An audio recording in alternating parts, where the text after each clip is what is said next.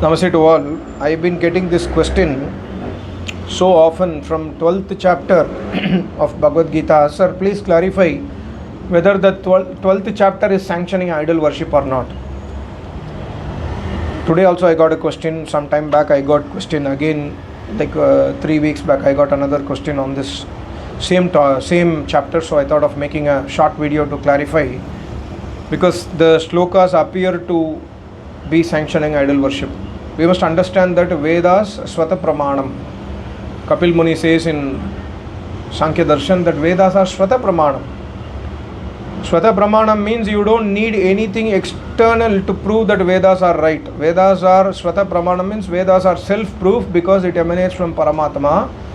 Whereas any other book written by any other person, whether he is a Rishi Muni or a normal person, we need Praman of Vedas. Whether some Rishi has written some statement, whether that statement is matching with Vedas or not, we must tally. If it is matching, we must accept that statement, otherwise we should deny it. Any other Rishi, example Maharishi Dhananda Saraswati or Kapil Muni or Patanjali Muni or Vyas Muni or Yajnavalkya Rishi, any Rishi or Mayacharya, if Mayacharya writes a statement in a book, we must, Mayacharya always says, tally my statement with the Vedas, because my statement are always from the Vedas. But if it is not matching with the Vedas, please come back to me. Same thing Maharishi has written in one of his book. If I have made some mistake, yes, I can make mistake because I am a human being. But if I am making some mistake when I am giving pravachan, please stop me and ask me questions. And let's re-verify with the Vedas, because Vedas are Swata Pramanam. Maharishi has told this statement in his Pune Pravachan. Please understand that. So every Rishi Muni, and also Taittiriya Upanishad Rishi says that if he says to disciple, if you find in my speech or my acharan anything against Vedas, please ignore it. Don't follow me, because I am your Acharya, don't follow me. If I am doing any mistake and you find out, you know Vedas, you have studied Vedas from me, and you are seeing my pravachan, you are listening my pravachan, you are seeing my acharan. If I am doing something against Vedas to your knowledge, don't take that. So these are all very, very humble words of Rishi Muni. So if Gita's 12th chapter is appearing to be, sanctioning idol worship, number one, we must deny it. We must deny idol worship because Vedas do not accept idol worship. And number two, we must deny those slokas which are appearing to be sanctioning idol worship. But I will tell you, I will prove you. I always request everybody, please read this book, Srimad Bhagwad Gita, a Vedic Rahasya. This is part 2, Dvitiya Bhag. Mayacharya has written 4 parts of Bhagavad Gita. One of the authentic, or I would say only authentic Bhagavad Gita available in the market to my knowledge. So the question is, why this doubt appears is, Arjuna is asking a question. Yevam satata yukta ye bhaktastavam paryupasate ye cha api aksharam avyaktam tesham ke yoga vittamaha. Tesham ke yoga vittamaha. K means question, kaun? Who is yoga vittama? Who is the one who knows the yoga vidya? Number one, he is asking, Ye bhaktaha satata yuktaha tvam paryupasate. The person who is a bhakti, who is doing bhakti and he is doing upasana of you, Sri Krishna, or the other person who is doing bhakti of aksharam avyaktam. Akshar means indestructible, avyaktam, avyakt paramatma. Whether the person who is worshipping Paramatma or the person who is worshipping you, who is knowing the way, the yoga vidya? Please clarify to me. See, Arjuna is accepting one fact here. Arjuna is accepting that I know that there is a Paramatma, and that Paramatma is Nirakar. He is using the word Avyaktam and Aksharam, indestructible. Kshar nahi hota, and Avyaktam, he is Nirakar Paramatma. So Arjuna is accepting that in his question, and he is saying that, and he is confused by seeing Sri Krishna's, the Vishwarup Darshana, etc. He is confused. Should I worship that Paramatma or should I worship you? If I worship you, and also if I worship Paramatma, or somebody worship Paramatma, who is the knower of the Yoga Vidya? Whether it is that person who is worshipping you or that person who is worshipping the Paramatma. So this question itself clarifies that Paramatma is separate and Sri Krishna is separate, and this question also clarifies Sri Krishna is not Paramatma. Please observe carefully every question. And secondly, here it also says that, with the question we can also understand, and also with matching with the Vedas, that Paramatma is one, Ekam Advitiyam. Paramatma is only one, and he is Advitiya, he is not number two, he is always number one, and he is ever number one, he is always alive, he is always Nirakar, he always reveals Vedas knowledge only, he will not send books from time to time. So Gita is not the word of Paramatma, Gita is the word of Vyas Muni and Sri Krishna Maharaj. So should you follow Gita or Vedas? You follow Gita if it is tallying with the Vedas, and you can take it from me that Gita is tallying with the Vedas only if you understand this book, otherwise no. Otherwise what you will do? You will say, okay, we can worship Sri Krishna, that is also okay. You can worship Paramatma as per Vedas, that is also okay. No, Paramatma is only one, and he is the one who is worshipable. If you see Gayatri Mantra, that we say Varenyam, Varan karne yogya hai aap. Hey Paramatma, you are the one who is adorable. You are the one who is Varan karne yogya. We must worship Paramatma. And you are Om. You are that Paramatma who is Om. Sri Krishna is not Om. So we must worship that Paramatma. But worship has also got another meaning. Worship means what? Adharman, Samman. Worshipping means giving respect. So we can worship a yogi also. Means giving respect to yogi. And there is a sutra.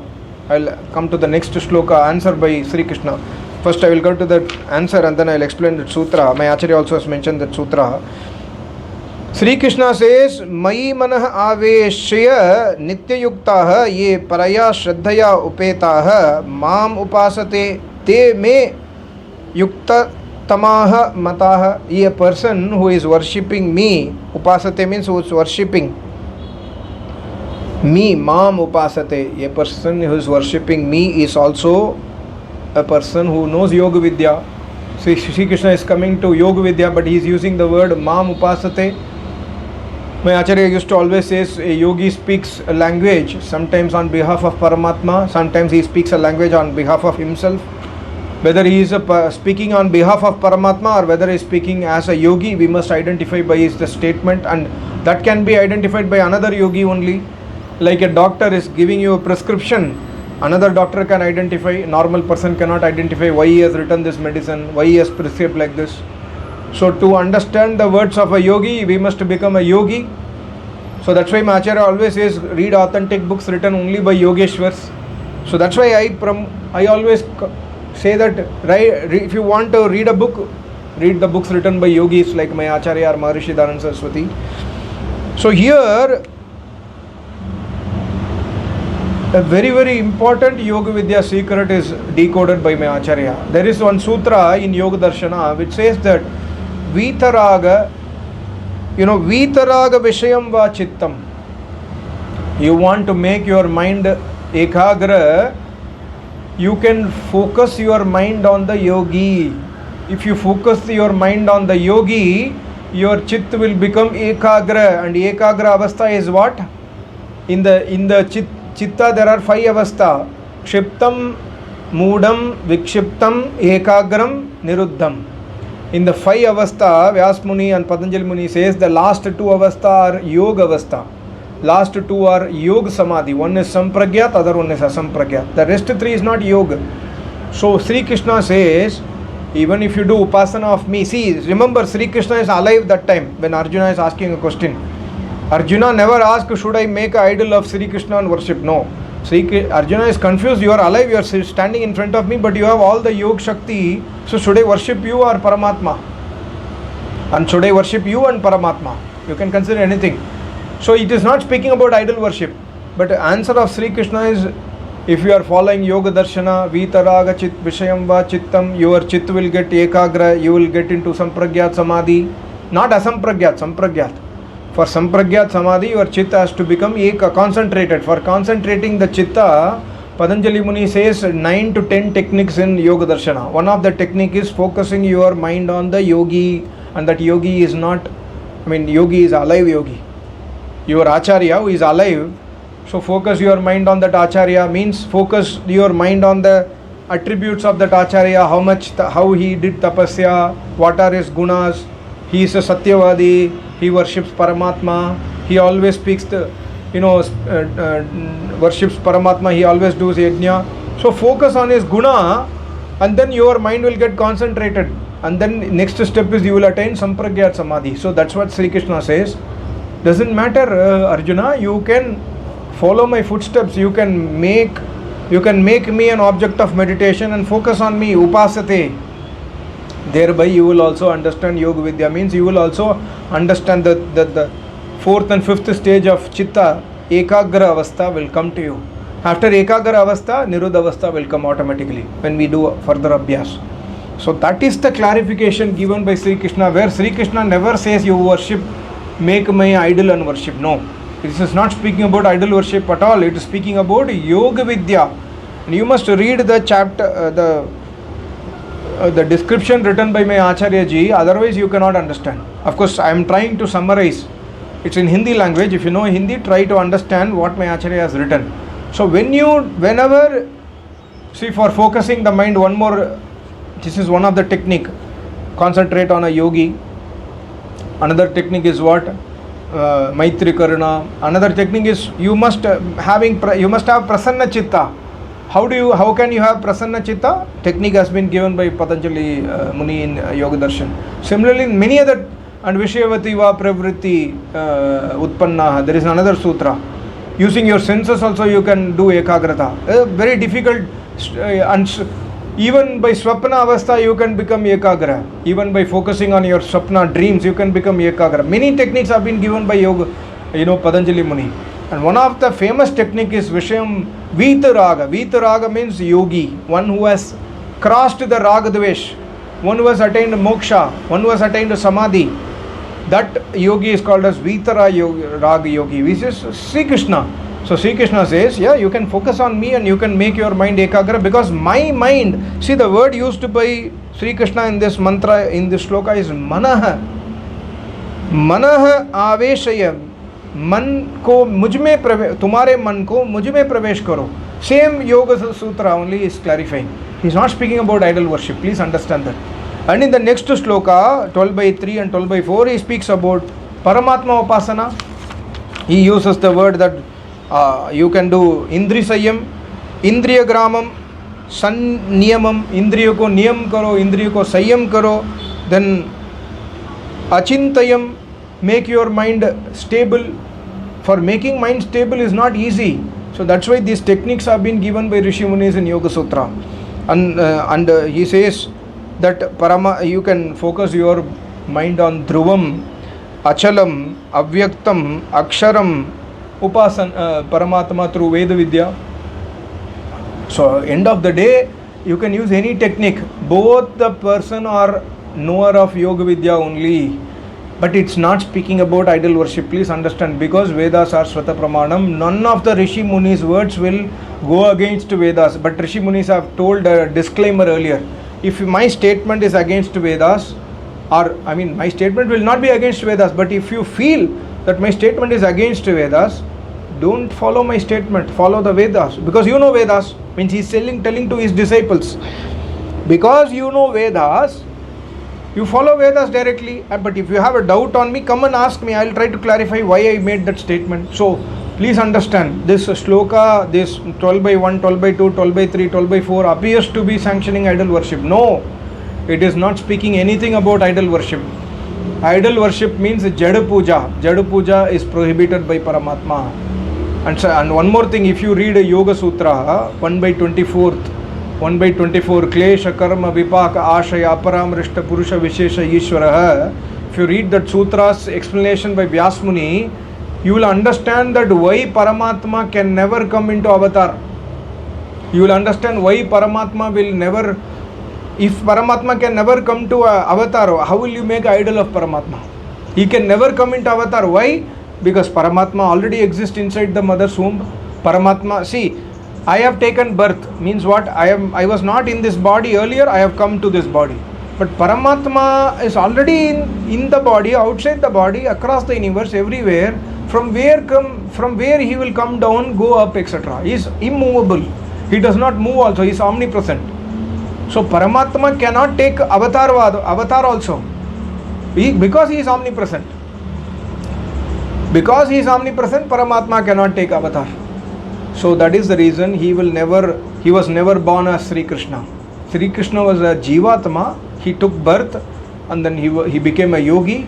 And in the yoga avastha, he says, you focus your mind on me. You have seen me, Arjuna. See, he has shown some yogic secrets in the 11th chapter to Arjuna, right?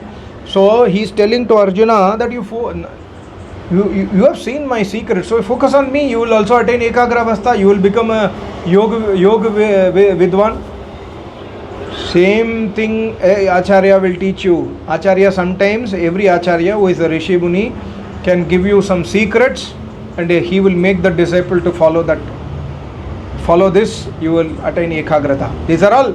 Every Acharya will have this technique, but they will not teach to every disciple. They will know which disciple is eligible for this. My Acharya once told in one pravachan in 2008, he told, I have taught some secrets to few disciples, not to you. Why? Because you are not eligible. Not because of partiality. You are not eligible. They are eligible. So I have taught them. When you become eligible, I will teach you. Same thing, Arjuna got eligibility, so he is teaching to Arjuna. We are studying Gita, but we do not have Indrisayam, we do not have Brahmacharya, we do not have faith on Vedas, and then we are asking, okay, can I do Sri Krishna Upasana? What you will do Sri Krishna Upasana? You cannot do anything. So first is, please learn the basics. Try to start every day Gayatri Mantra Jap, Gayatri Mantra Homa. Try to go towards Ved Vidya slowly. One day your Acharya will teach you some secrets to make your mind stable. But that time may not happen in this Janma. It can happen in next Janma, but nothing to worry about it. Slowly progress on it. That's my only point. So these slokas are not sanctioning idol worship. And if you want more clarity apart from this video, please go through this book available in Vedic books, vedmandir.com. And then you can read the second chapter, and also all your doubts on Vishwarup Darshanam will be clarified.